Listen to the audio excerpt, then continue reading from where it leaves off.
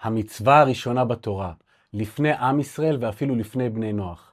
ויברך אותם אלוהים, ויאמר להם אלוהים, פרו ורבו ומילאו את הארץ וכבשוה. יש מצווה להביא ילדים לעולם. יש אפילו מחלוקת במסכת גיטין, מי שחציו עבד וחציו בן חורין.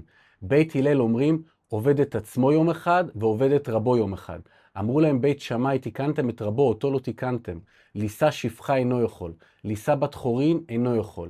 אלא מפני תיקון העולם, כופים את רבו ונותן לו גט שחרור.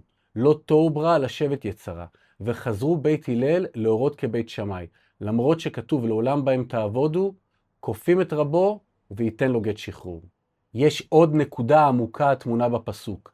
ויברך אותם אלוהים ויאמר להם אלוהים פרו ורבו, נאמר לכל אחד ואחת מאיתנו. לכבוש, לדחוף קדימה, לא לחשוש.